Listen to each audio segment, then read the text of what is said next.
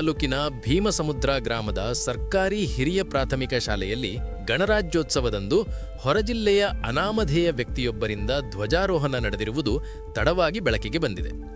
ಈ ಘಟನೆ ಗ್ರಾಮದಲ್ಲಿ ವ್ಯಾಪಕ ಚರ್ಚೆಗೆ ಕಾರಣವಾಗಿದ್ದು, ಸರ್ಕಾರದ ನಿಯಮಗಳ ಉಲ್ಲಂಘನೆ ನಡೆದಿದೆ ಎಂಬ ಆರೋಪಗಳು ಕೇಳಿಬಂದಿವೆ.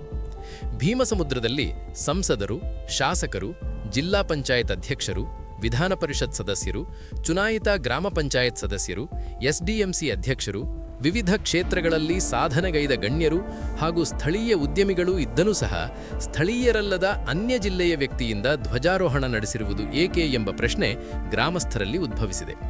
ಇದರಿಂದ ಭೀಮಸಮುದ್ರದ ಪ್ರತಿಷ್ಠಿತ ರಾಜಕೀಯ ಮುಖಂಡರಿಗೆ ಮೌಲ್ಯವಿಲ್ಲವೇ ಎಂಬ ಅಸಮಾಧಾನವೂ ವ್ಯಕ್ತವಾಗಿದೆ.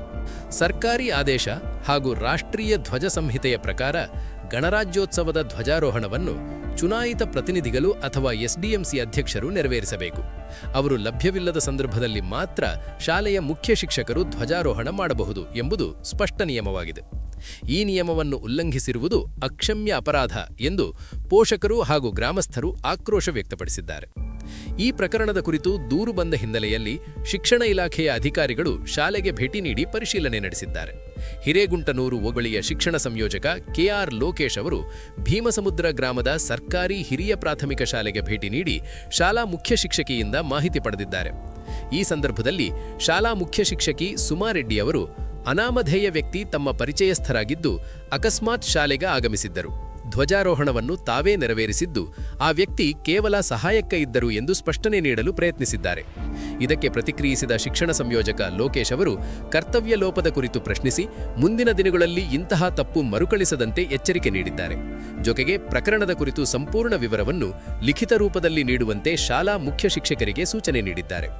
ಆದರೆ ಮುಂದೆ ಹೊರಬಂದಿರುವ ವಿಡಿಯೋ ದೃಶ್ಯಗಳಲ್ಲಿ ಅಧಿಕಾರಿಗಳ ಪ್ರಶ್ನೆಗಳಿಗೆ ಸರಿಯಾದ ನಯ ವಿನಯವಿಲ್ಲದೆ ಉತ್ತರ ನೀಡಿರುವಂತೆ ಕಾಣುತ್ತಿದ್ದು, ತಾವು ಯಾವುದೇ ತಪ್ಪು ಮಾಡಿಲ್ಲ ಎನ್ನುವ ರೀತಿಯಲ್ಲಿ ಮಾತನಾಡಿರುವುದು ಸಾರ್ವಜನಿಕರಲ್ಲಿ ಮತ್ತಷ್ಟು ಅಸಮಾಧಾನಕ್ಕೆ ಕಾರಣವಾಗಿದೆ. ಈ ಹಿನ್ನೆಲೆಯಲ್ಲಿ ಶಿಕ್ಷಣ ಇಲಾಖೆ ಯಾವ ರೀತಿಯ ಕ್ರಮ ಕೈಗೊಳ್ಳಲಿದೆ ಎಂಬುದನ್ನು ಪೋಷಕರು ಹಾಗೂ ಗ್ರಾಮಸ್ಥರು ಕಾದು ನೋಡುತ್ತಿದ್ದಾರೆ.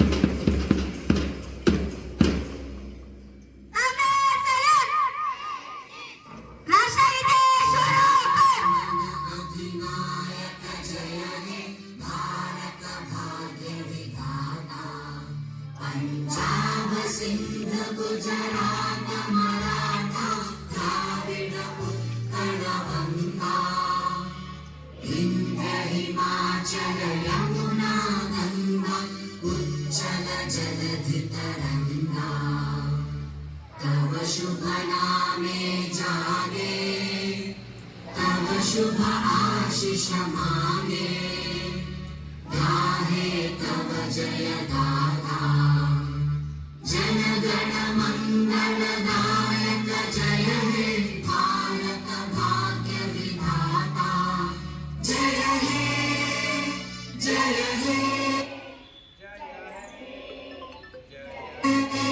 जय हे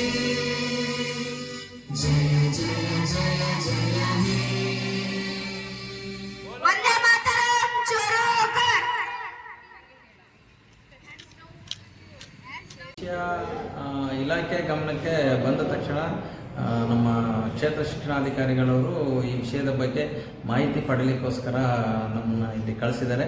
ನಾನು ಈ ಒಂದು ಹಿರೇಗುಂಟನೂರು ಹೋಬಳಿಯ ಶಿಕ್ಷಣ ಸಂಯೋಜಕ ಆಗಿದ್ದೇನೆ. ಹಾಗಾಗಿ ಇಲ್ಲಿ ಮಾಹಿತಿ ಪಡೆಯಲಿಕ್ಕೋಸ್ಕರ ಬಂದಿದ್ದೆ. ಇಲ್ಲಿ ಮುಖ್ಯ ಶಿಕ್ಷಕರನ್ನ ಏನು 26ನೇ ತಾರೀಕು ಗಣರಾಜ್ಯೋತ್ಸವದ ದಿನ ನಡೆದಂತಹ ಧ್ವಜಾರೋಹಣ ಸಂಬಂಧದ ಬಗ್ಗೆ ಯಾವ ರೀತಿ ನಡೀತು ಏನು ಅಂತಕ್ಕಂಥ ಒಂದು ಮಾಹಿತಿಯನ್ನು ಸಂಗ್ರಹ ಮಾಡಿಕೊಂಡಿದ್ದೀನಿ. ಇದನ್ನೇ ನಾನು ಮೇಲಧಿಕಾರಿಗಳಿಗೆ, ಕ್ಷೇತ್ರ ಶಿಕ್ಷಣಾಧಿಕಾರಿಗಳಿಗೆ ವರದಿಯನ್ನು ನೀಡ್ತಾ ಇದ್ದೀನಿ. ಸರ್, ಇಲ್ಲಿ ಸ್ಥಳೀಯವಾಗಿ ಏನಾಗಿತ್ತು ಅಂದರೆ, ಮಾಜಿ MP ಸಿದ್ದೇಶ್ವರರಿದ್ದಾರೆ, ಜಿಲ್ಲಾ ಪಂಚಾಯತಿಯವರಿದ್ದಾರೆ, ಗ್ರಾಮ ಪಂಚಾಯತಿ ಅಧ್ಯಕ್ಷರಿದ್ದಾರೆ, ಆಮೇಲೆ ಸ್ಥಳೀಯ ಮೆಂಬರ್ಗಳಿದ್ದಾರೆ. ಅವ್ರನ್ನ ಬಿಟ್ಟು ಇವರು ಯಾರನ್ನೋ ಬೇರೆಯವ್ರನ್ನ ಕರ್ಕೊಂಬಂದು ಧ್ವಜಾರೋಹಣ ಮಾಡಿದ್ದಾರೆ ಅನ್ನೋದು ಒಂದು ಗಮನದಲ್ಲಿರೋದ್ರಿಂದ ನೀವು ಇದ್ರದ್ದು ಮುಂದಿನ ಕ್ರಮ ಏನಾಗ್ಬೋದು ನಿಮ್ಮ ಶಿಕ್ಷಣ ಇಲಾಖೆಯಿಂದ? ಇದನ್ನು ನಾನು ಏನು ಅವರಿಂದ ಮಾಹಿತಿ ಪಡೆದಿದ್ದೀನೋ ಇದನ್ನು ಮೇಲಧಿಕಾರಿಗಳಿಗೆ ನಾನು ವರದಿ ಕೊಡ್ತಾ ಇದ್ದೀನಿ. ಅವ್ರು ಮುಂದೆ ಏನು ಕ್ರಮ ಕೈಗೊಳ್ತಾರೋ ಅದನ್ನು ನೋಡಿ ಮುಂದೆ. ಸರ್ ನಿಮ್ಮ ಹೆಸರು? ಲೋಕೇಶ್ ಅಂತ. ನೀವೇನು ಸರ್? ಶಿಕ್ಷಣ ಸಂಯೋಜಕರು. ಇದೇ ಹಿರೇಗೊಂಡೂರು ಹೋಬಳಿಯ ಭಾಗದ ಶಿಕ್ಷಣ ಎಷ್ಟು ಶಾಲೆಗಳು ಬರ್ತಾವೆ ಸರ್ ನಿಮಗೆ? ನಮಗೆ ಇಲ್ಲಿ 110 ಶಾಲೆಗಳು ಬರ್ತದೆ sir. Okay okay thank you sir. ವರದಿ ಪ್ರೇಮ್. ನಮ್ಮ ಚಾನೆಲ್ ಅನ್ನು ಫಾಲೋ ಮಾಡಿ, ಸುದ್ದಿ ಶೇರ್ ಮಾಡಿ, ಸಬ್ಸ್ಕ್ರೈಬ್ ಹಾಗೂ ಲೈಕ್ ಮಾಡಲು ಮರೆಯದಿರಿ. C town news. ಧನ್ಯವಾದಗಳು.